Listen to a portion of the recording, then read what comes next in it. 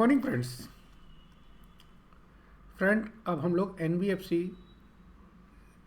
जो हमारा चैप्टर है उस चैप्टर की इस प्रॉब्लम को सॉल्व करते हैं। चलिए समझें। Templeton finance limited is a non banking finance company. ठीक है। The extract of its balance sheet is as under. Share capital है, रिजर्व है, लोन है, डिपॉजिट है। एसेट साइड में हम जानते हैं तो लीज आउट एसेट्स हैं, इन्वेस्टमेंट्स हैं और ग्रुप कंपनीज में इन्वेस्टमेंट्स हैं। ठीक है। इसके बाद कैश एंड बैंक बैलेंस है एंड डेफर्ड एक्सपेंडिचर है। Deferred expenditure basically miscellaneous assets ही है। So you are required to compute the net owned fund of Templeton Finance Limited as per the NBFC systematical important non-deposit taking company and deposit taking company। ठीक है। Reserve bank की जो guidelines हैं उनके हिसाब से तो हम लिखेंगे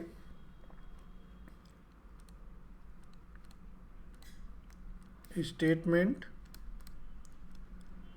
showing computation of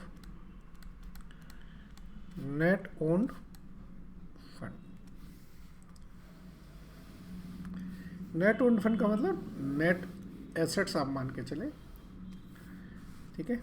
तो दो तरीके हैं, एक तो आप पेड अप शेयर कैपिटल से निकाल सकते हैं और दूसरा आप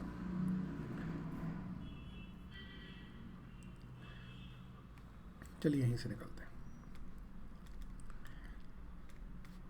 तो पेड अप शेयर कैपिटल कितनी है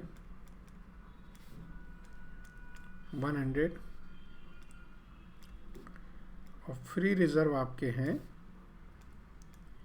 500 के। तो ये हो गया 600। इसमें से जो डेफर्ड एक्सपेंडिचर शो कर रखा है 200 का माइनस कर दें तो ये हमारी 400 आ गई। सो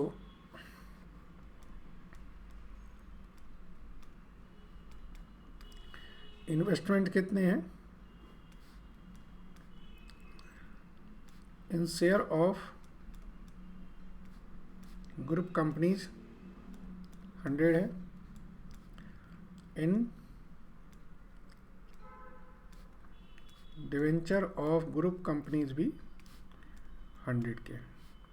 ठीक है जी।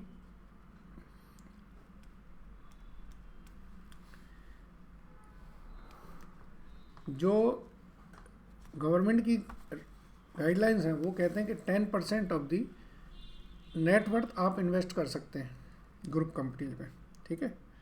सो 10% ऑफ ए और नेटवर्थ कितना होता है 40 तक तो अलाउड है। इसका मतलब है एक्सेस ऑफ इन्वेस्टमेंट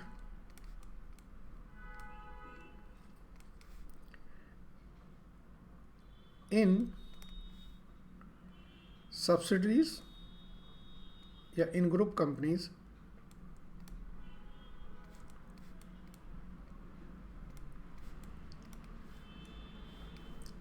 ये कितना आ जाएगा 160। ठीक है। ये हमारा मान लीजिए। सो नेट ओन्ड फंड क्या होता है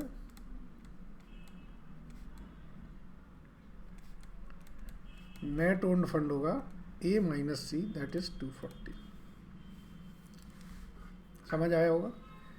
आपने जो इन्वेस्टमेंट हैं इनकी आपने देखा कि परमिसिबल लिमिट कितनी है। परमिसिबल लिमिट है इसके 10%।